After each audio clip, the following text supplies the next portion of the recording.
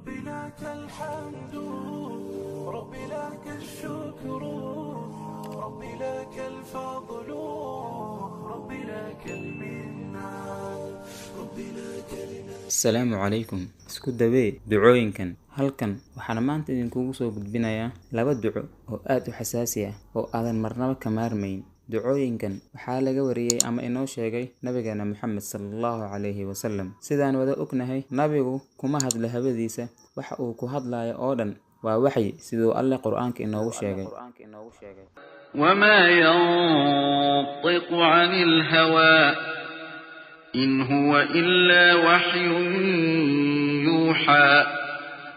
hawadiisa kuma hadlo ma aan hadalkiisa ilaa waxay loo waxyoonayo mooyee inta aan ugu dagalin ducooyinka baraarujin yar marna ha isdhihin dhowr jeer ayaan aqriyay ducada kumana aan caafimaadin ee waxaad samaysaa aqri ducada ku celi mar labaad iyo saddexaad ilaa aad kaga caafimaado cudurkii ku hayay idinka alle marna allah malaxun ha ka malaysan maxaa yeelay alle wuxuu kula mucaamaloonayaa ama kula dhaqmayaa sida aad ka malaysato adiga haddaba wanaaji malahaaga ama niyadaada aan u gudagalo ducada ugu horeysa ducadan waxa ay daawo u tahay nabarka tusaale hadduu jirkaaga meel ka mid ah nabar ama boog ku taal amaba ay ku sarto dhalo salma filaan ah hawelwelin ugu horeyn waxaad samaynaysaa fartaada ayaad candhuuf yar marinaysaa kadibna waxaad ku taabanaysaa ciida ama bacrada dabeetana waxaad kula qabanaysaa nabarka ama boogta waxaadna akhrinaysaa ducadan بسم الله تربة أرضنا بريقة بعضنا يشفى سقيمنا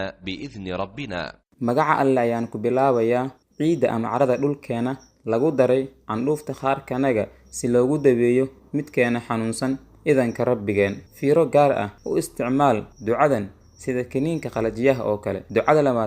lamaad iyana waxaad u isticmaalaysaa sida kaniinka xanuun baabi'iyaha tusaale hadduu madax xanuun kugu dhaco ha ku cararin farmashiyaha si aad uga soo qaadato paracetamol relief iyo wixii la mid ah ee waxaad samaysaa saar gacantaada meesha ku xanuunaysa oo akhri ducadan iyada ayaa kaaga wanaagsan waxaas oo idin dheh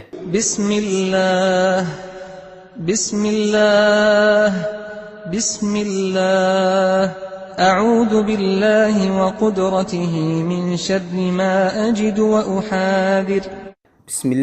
bismillaah alleh iyo qudradiisa ayaan ka magangelayaa waxa aan dareemayo shartiisa ee xanuunka hadeertaan i haya talo aad u muhiim ah ducadan ugu dambaysa inta badan waxa ay aad ugu wanaagsan tahay inaad ku akhriso masjidka dhexdiisa gaar ahaan salaadaha waajibka ah kadib talo saaro allah